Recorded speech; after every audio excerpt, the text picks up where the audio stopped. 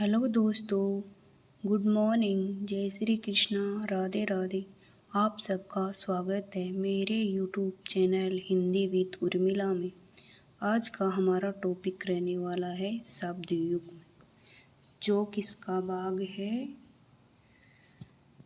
किसका है, शब्द विचार का। ठीक है। शब्द युग्म का दूसरा नाम है समश्रुत भिन्नार्थक शब्द।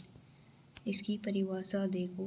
युग्म का शाब्दिक अर्थ है जुड़वा, अर्थात शब्दों का ऐसा जोड़ा जो दिखने व सुनने में एक जैसा प्रतीत होता है, परंतु उनके अर्थ अलग अलग होते हैं। उन्हें शब्द युग्म कहते हैं। युग्म का शाब्दिक अर्थ क्या होता है? क्या होता है?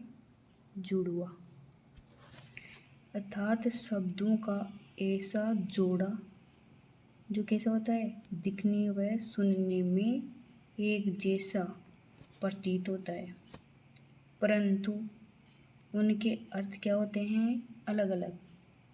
उन्हें क्या कहते हैं? शब्द युग्म। जैसे तरणी और तरणी, दिखने में तो ऐसे लग रहा है जैसे एक ही है, पर इन दोनों में क्या अंतर है? मात्रा का अंतर है।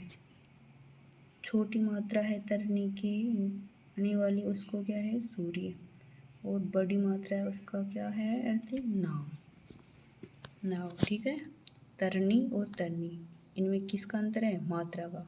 ऐसा प्रतीत हो रहा है जैसे दिखने और सुनने में एक जैसा ही है, बाकी इसका अर्थ क्या है? अलग अलग है। यही क्या है? शब्द युग्म है। अब इसमें इम्पोर्टेंट बात क्या है जो आपको एग्जाम में ध्यान रखना है, वो ये है। कौन सी? ये क्या बात है? शब्द युग्म बताते समय हमें कौन सी बात ध्यान में रखनी चाहिए? जो शब्द पहले आए उसका अर्थ भी पहले आना चाहिए, तथा जो शब्द बाद में आए उसका अर्थ भी बाद में आना चाहिए। वो कैसे? जैसे ये दो शब्द हैं, परीक्षा और परीक्षा। छोटी री है उसका है कीचड़ अर्थ, और बड़ी री वाली परीक्षा है उसका अर्थ है जांच या परख। अब आपको एग्जाम में ऐसे क्वेश्चन देगा, परीक्षा और परीक्षा, इसमें अपन को कैसे देगा वो ऑप्शन? उल्टा कर देगा इसका कीचड़ जांच या परख का, मतलब पहले जांच या परख दे देगा, बाद में कीचड़ दे देगा। तो आप क्या सोचेंगे कि ये सही तो है, कीचड़ और जांच परख ही तो है इनका, लेकिन वो आपका गलत हो जाएगा। वो कैसे हो जाएगा? क्योंकि आपने यहाँ परीक्षा और परीक्षा का शब्द क्रम नहीं देखा, पहले कौन सा आया और बाद में कौन सा आया। तो ये बात आपको विशेष रूप से ध्यान में रखना है। फिर आगे के उदाहरण देखते हैं। अली व अली, भंवरा या भ्रमर या सखी। दिन दिन यानी दिवस, और दीन यानी गरीब। ठीक है। अवधि व अवधि, इस अवधि का मतलब है समय, और इस अवधि का मतलब है भाषा। ठीक है। और यानी तरफ, हम ऐसे बोलते हैं ना, उसकी तरफ देखो, उसकी ओर देखो। और ये एक योजक अव्यय शब्द है जो दो शब्दों को या वाक्यों को जोड़ता है।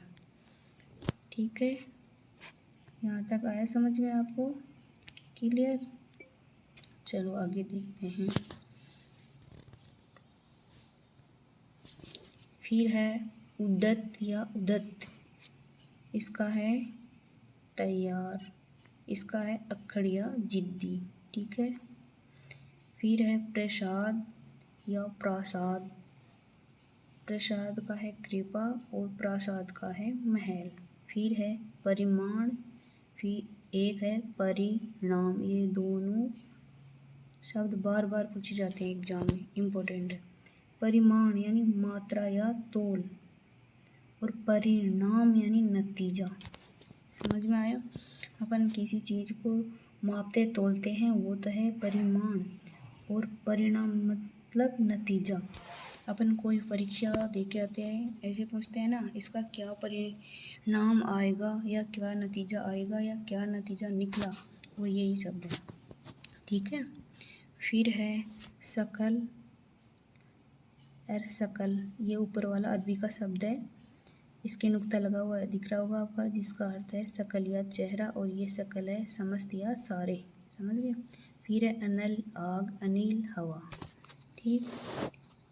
फिर आगे देखो, उभय, दोनों, और अभय, डर से रहित।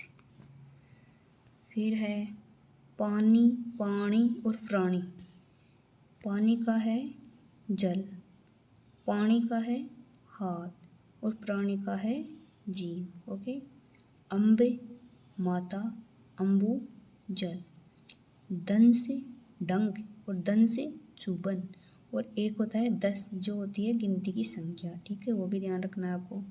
फिर है अविराम, सुंदर, और अविराम बिना रुके लगातार। ठीक है। निधन यानी मृत्यु, और निर्धन यानी धन से रहित या गरीब। ठीक है।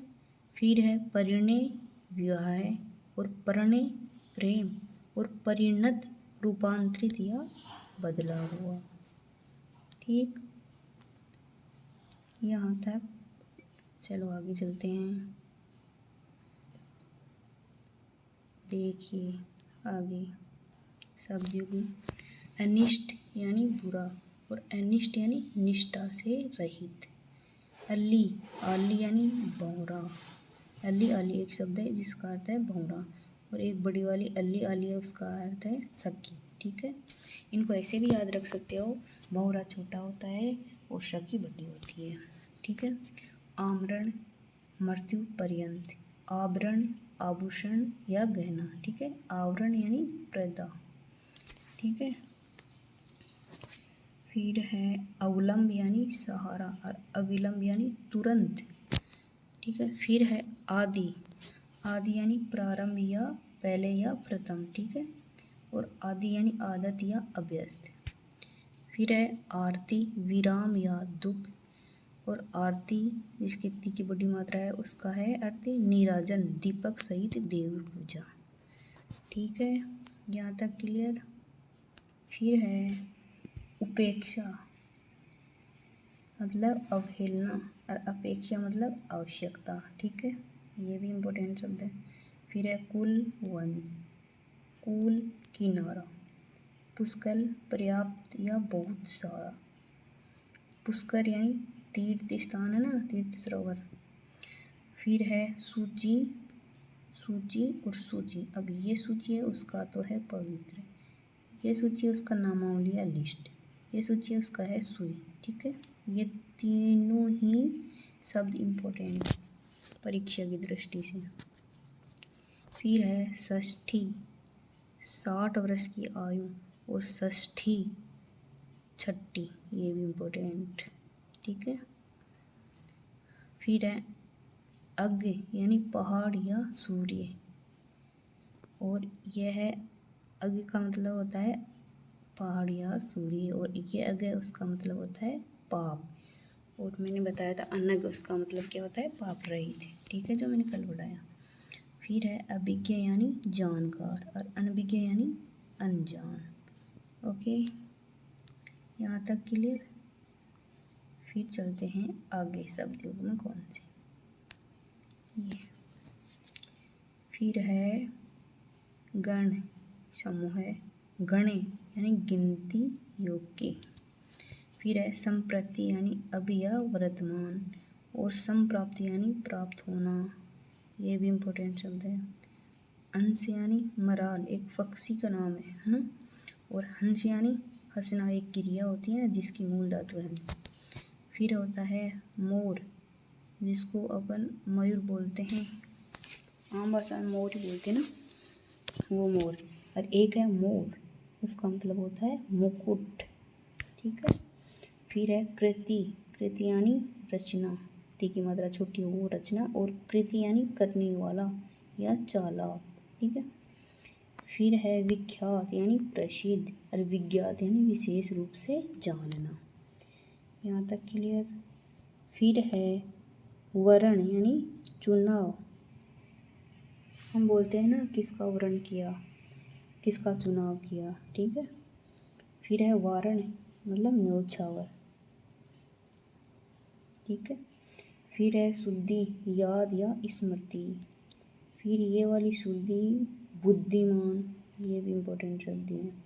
सम यानी बराबर और सम यानी शांति, ठीक है। कलश यानी घड़ा और कुलिश यानी वज्र या हीरा। कृतज्ञ यानी किए हुए उपकार को मानने वाला, और कृतघ्न यानी किए हुए उपकार को न मानने वाला। वाक्यांश के लिए एक शब्द में भी आएंगे ये दोनों, ठीक है, जो ध्यान रखना है आपको। फिर है पावन यानी पवित्र और पल्लावन यानी बाढ़ या प्रलय। फिर है लग्न यानी मुहूर्त। हम बोलते हैं ना कि किस तारीख का लग्न निकला, मतलब मुहूर्त निकला, निश्चित समय होता है वो, ठीक है। लगन यानी उत्साह है, ठीक है। इसमें क्या होता है दोस्तों, शब्द युग में या तो मात्रा का फेर होता है या किसी वर्ण का, जो अपन को ऐसे लगता है जैसे एक ही हैं, बाकी वो एक नहीं होते हैं, उनके अर्थ अलग होते हैं, ठीक है। देखो आगे, ग्रह यानी नक्षत्र या तारे, और गृह यानी घर या गेह। अचीर यानी नवीन या शीघ्र। अजीर यानी आंगन, और अंश यानी कंधा, और अंश यानी हिस्सा या भाग। उपयोग यानी काम में लेना, और उपभोग यानी भोगना, ठीक है। आहार यानी भोजन, उपहार यानी भेंट। फिर है अनाचार यानी अयोग्य आचरण, और अत्याचार यानी अतिपूर्ण आचरण। ये दोनों ही याद रखने योग्य हैं, ठीक है। अनाचार अयोग्य आचरण और अत्याचार अतिपूर्ण आचरण। निर्देश आज्ञा या निर्देश, किसे बोलेंगे, निर्देश को। और निर्देशक किसे बोलेंगे, निर्देश देने वाला, ठीक है। यहाँ तक क्लियर। फिर आगे विच्छेद, अलगाव या तलाक। परिच्छेद, किसी गद्य का टुकड़ा या पैराग्राफ। परिच्छेद किसको बोलेंगे, किसी गद्य भाग का छोटा सा टुकड़ा होगा, या पैराग्राफ, टुकड़े को ही पैराग्राफ कहते हैं, उसको क्या बोलेंगे, परिच्छेद। और परिच्छद यानी पोशाक होती है, ठीक है। फिर है अनुराग यानी प्रेम, विराग यानी विरक्ति या उदासीनता। फिर है चर्म यानी चमड़ा या खाल, और चरम यानी अंतिम, ये भी ध्यान रखने योग्य है। निर्माण यानी रचना या बनाना, और निवारण यानी मोक्ष या उद्धार।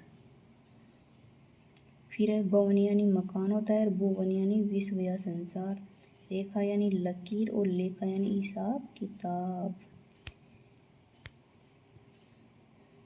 फिर है लक्ष्य यानी उद्देश्य, लक्ष्य का उद्देश्य, और लक्ष्य का लाभ, संख्या, समझ गए। फिर चलो आगे, फिर है हाल यानी स्थिति या दशा, और हाला यानी शराब या मद्य। परुष यानी कठोर होता है, और पुरुष यानी आदमी होता है। उदार यानी दानशील या त्यागी होता है। उद्धार यानी मोक्ष या तारना। कंगाल यानी गरीब या निर्धन होता है, और कंकाल यानी अस्थि पंजर, हड्डियों का एक ढांचा, उसे क्या बोलते हैं, कंकाल, हड्डियों के ढांचे को। और कंगाल गरीब या निर्धन।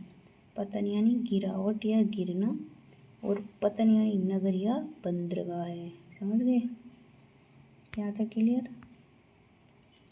फिर देखो, जगत यानी कुएं की मुंडेर या चबूतरा, और जगत यानी विश्व या संसार। Very very important. इनमें किसका है, इसमें सिर्फ हलंत का ही फर्क है, शब्द एक ही लग रहे हैं ना, हलंत का ही फर्क है, क्योंकि इनका नाम ही ऐसा ही है। क्या है, समसूर्त भिन्नार्थक शब्द या शब्द युग्म, जो देखने और सुनने